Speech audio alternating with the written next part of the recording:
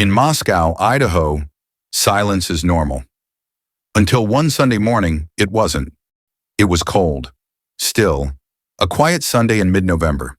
Students in Moscow, Idaho were sleeping off parties, cramming for finals, or getting ready to go home for Thanksgiving. And then, at 11:58 a.m., came the call. A 911 dispatcher received a report of an unconscious person at a house just a few blocks from the University of Idaho campus. Officers arrived at 1122 King Road. They expected a routine wellness check. What they walked into was anything but routine. Inside the 3-story rental house, 4 students were dead, stabbed multiple times in their sleep. Blood had soaked through mattresses, dripped down walls, pooled onto floors. The officers froze. Even seasoned professionals struggled to take in what they were seeing. It wasn't random violence. It wasn't an accident. It was precise, close, silent. The victims: Kaylee Goncalves, Madison Mogen, Xana Kernodle, and Ethan Chapin, all in their early 20s, all found in bedrooms. No sign of forced entry, no weapon left behind, no screaming neighbors, just stillness. 2 other roommates were in the house when it happened.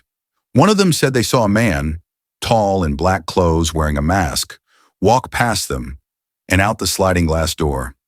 They didn't understand what they just witnessed. Not yet. And that's part of what makes this case so haunting. It happened in a home full of people. No one heard a thing. No one ran. And the killer vanished into the dark. By the time the news spread, campus was in chaos. Parents were on the phone. Reporters were on the lawn. Professors canceled class. Because in Moscow, a place with 0 murders for 7 straight years, this was unthinkable. But it was real. 4 lives gone in a single night. No suspect, no motive, no answers. Just fear. And the knowledge that someone had done this and was still out there. Kaylee Goncalves, 21, was known for her boldness and her light. The kind of person who filled a room just by entering it. She was weeks away from moving to Austin for a new job. Her family said she was excited, packing up, already thinking about what apartment to rent. She had just returned to Moscow that weekend for one last visit with her best friend. Madison Mogen, 21, was that best friend. They'd known each other since 6th grade, inseparable, laughed at the same jokes, took the same classes, went to the same parties. They were found side by side in the same bed. Madison was studying marketing. She worked at a local Greek restaurant and was described by co-workers as kind, steady, and always the first to help when someone had a bad day. Then there was Xana Kernodle, 20th, fierce, athletic, competitive. She played volleyball in high school and always pushed herself. She was working on a marketing degree too and had been dating Ethan for almost a year. Friends say they were the kind of couple you just like being around. Ethan Chapin, 20, was the only one in the house who didn't live there. He was visiting Xana that night. Tall, playful, good-natured, Ethan was a triplet, one of 3 siblings enrolled at the University of Idaho. His smile was constant, his energy magnetic. He played intramural sports, studied recreation, and had the kind of confidence that made people feel safe. That night, they were just being normal. Kaylee and Madison had gone downtown, took a few pictures, ordered food from a food truck around 1:30 a.m. They chatted with strangers, checked their phones. Laughing, Xana and Ethan had just come back from a fraternity party. They stayed up talking, maybe watching TV, maybe just being close. There was nothing unusual about that night. And yet, it was their last. Their families would later say it didn't feel real, that it couldn't be real. These were not reckless kids. They weren't caught in something dangerous. They were smart, caring, and full of plans. Kaylee had a new car. Madison had just gone to a concert. Xana had texted a friend just before 4 a.m. Ethan had promised to call his mom the next morning, but the morning never came. And for the people who knew them, for the ones left behind, what hurts the most isn't just how they died. Perched on a hillside just off campus, they never got the chance to become. 1122 King Road doesn't look threatening. It's painted pale gray with white trim tucked into a wooded corner of Moscow, Idaho. But what made this house famous isn't how it looked from the outside, it's how it worked from the inside. The house had 3 levels, each with its own entrance, its own atmosphere, and its own blind spots. The top floor was where Kaylee and Madison slept. Their bedrooms were large, and their windows faced the backyard slope. It was quiet, private, the kind of place you wouldn't think twice about leaving the door unlocked. The middle floor was Xana's space. She shared it with Ethan that night.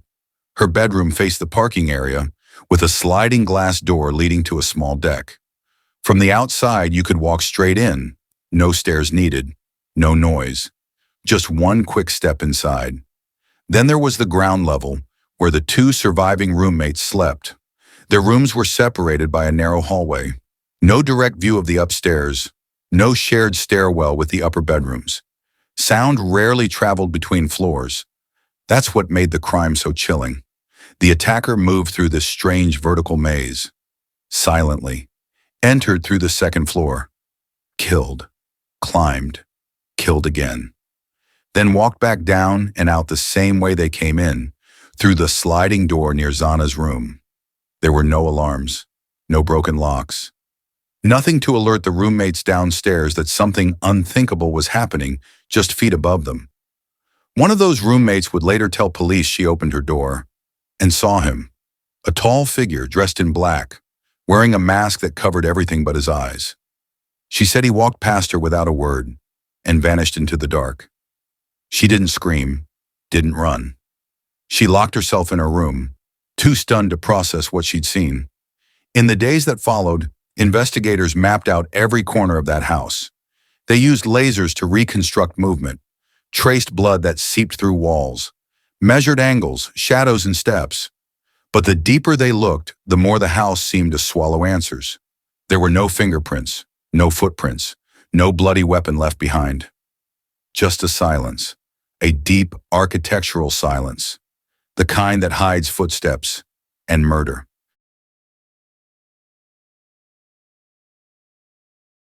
In the early hours of November 13th, long before the crime scene was discovered, something else had happened, quietly in the background. A camera mounted outside a nearby apartment complex had recorded a white sedan passing by. Then again, then again. Between 3:29 and 4:20 a.m., the same car was seen circling the block multiple times. It wasn't parked. It didn't stop. It just kept moving. At first, investigators weren't even sure it was relevant. The car wasn't seen pulling into the house and the footage was grainy, but when they looked closer, frame by frame, they noticed something strange. The vehicle returned just minutes before police believed the murders took place, and then after 4:20 a.m., it vanished. That small detail would become the turning point. It was a 2011 to 2013 Hyundai Elantra, light in color, no front plate, possibly damaged. And suddenly, a simple college town homicide had turned into a nationwide manhunt for one specific car. Authorities put out a public alert. They cross-referenced DMV records. They searched traffic cam archives, toll booths, campus parking data. Over 22,000 Elantras fit the description, but only one was registered just 10 miles away. In Pullman, Washington, across the state line, Bryan Kohberger, a graduate criminology student at Washington State University, owned a 2015 white Hyundai Elantra. Slightly newer than expected, but close enough. His name didn't raise flags at first, until they ran his address. He lived on the same route the Elantra had taken. His car's movements mirrored the pattern on surveillance.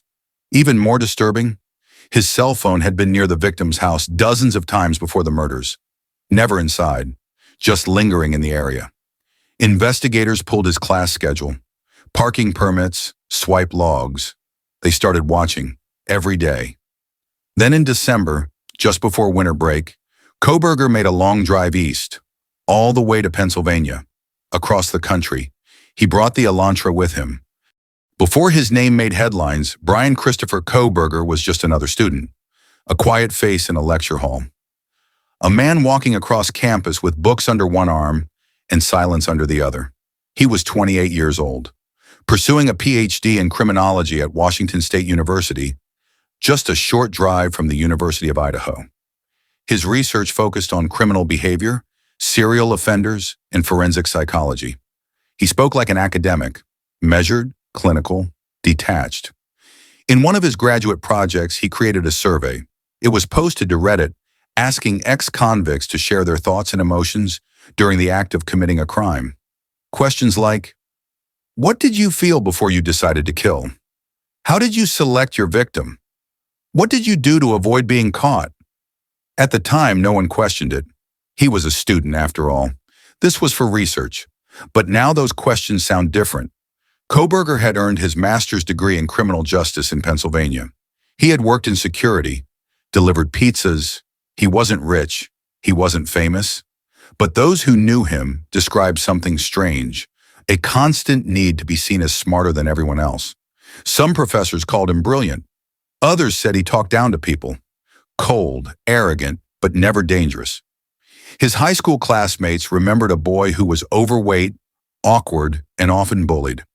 At some point in early adulthood, he lost over 100 pounds, got clean, found discipline, and then began to obsess over control. By the fall of 2022, he was living alone in a small apartment off campus. He rarely spoke to neighbors, didn't host visitors, spent hours on his computer. If anyone had knocked on his door, they would have found a meticulous, almost sterile space. He taught classes, he graded papers, he held office hours. One student described him as weird, like he was trying to imitate normal behavior but didn't quite get it right. And yet nothing in his record suggested violence. No arrests, no outbursts, no threats. He blended in, because that's what makes monsters hard to spot. They don't wear signs, they wear degrees. The killer didn't leave the weapon. He didn't leave bloody footprints. But in the chaos of that house, on a bed near one of the bodies, he left a knife sheath. It was tan, military style, marked with a U.S. Marine Corps insignia. At first, it seemed like an odd mistake. Everything else had been so clean, so silent. But inside the snap button of that sheath, forensic analysts found what they needed: a single male DNA profile. No match in CODIS, no criminal record, just a genetic fingerprint with no name.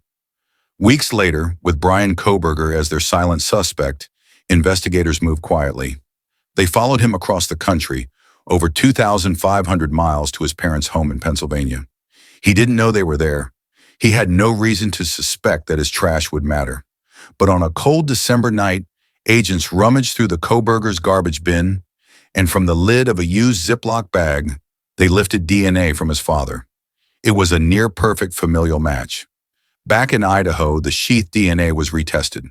The conclusion, the sample found at the crime scene, was almost certainly the biological son of the man who discarded that trash. Bryan was arrested days later. But that wasn't all. Cell phone data placed Kohberger's device near the King Road house, not just on the night of the murders, but 12 times in the weeks leading up to it. Not during the day, not while driving by. Always late at night, between midnight and 5 a.m., almost as if he were watching, stalking, waiting. On the night of the murders, his phone suddenly went dark at 2:47 a.m. It stopped pinging, turned off, disconnected from towers. It reconnected again at 4:48 a.m., just minutes after the white Elantra was last seen speeding away from the crime scene. The phone reappeared south of Moscow, driving back toward Pullman, a digital fingerprint trailing behind him, as silent as the real one he'd left behind. Investigators also uncovered internet searches that chilled even seasoned prosecutors, details about the case before it was public, discussions about how to leave no evidence, and disturbing questions about what it feels like to kill. The case wasn't solved in a single moment. It was solved through trash, through towers, through the tiny invisible breadcrumbs that someone leaves behind, even when they think no one is watching. Even after the guilty plea, even after Bryan Kohberger is locked behind bars for life, there are still questions that echo down the quiet streets of Moscow, Idaho, through dorm rooms, coffee shops, and candlelit vigils. Why those 4 students? They weren't enemies. They weren't involved in crime. They were just young, kind, full of dreams. Why did he choose them? And why that house? A typical college home on a slope. No security system. No reason to be targeted. Was it random? Or had he been planning? Investigators believe Kohberger may have stalked them. His cell records suggest months of surveillance. But to this day, no clear motive has been given. No manifesto, no confession, no insight into his mind. Was it about control? About proving something? Or was it just cold curiosity? Some think he wanted to know what it felt like. Others think he wanted to commit the perfect crime. He studied criminology. He knew how killers were caught. He knew how to move silently. And still, he made mistakes. Small ones, but fatal ones. The town of Moscow hasn't fully healed. Students still lock their doors tighter. Some never came back after winter break. Others left for good. And the families? They live in the gray space, where justice was served, but peace was not. Because how do you find peace when you never hear why? Bryan Kohberger will spend the rest of his life in a concrete cell. He'll eat, sleep, and breathe under artificial light, behind steel bars. But his silence, the one thing he still controls, speaks louder than any testimony ever could. This story isn't just about murder. It's about the fragility of safety, the illusion of knowing someone, and how evil can sometimes look like a graduate student in glasses. We may never understand what happened inside that house. Not fully, but we remember the names: Kaylee, Madison, Xana, Ethan. And in the end, that is what matters most. If this story moved you, don't forget to like and subscribe. We cover real cases that deserve to be remembered and voices that must not be forgotten. Have thoughts about the case? Drop them in the comments. But please, let's keep it respectful for the victims and for the families still healing. Hit the bell icon so you won't miss our next case, because the truth doesn't sleep, and neither do we.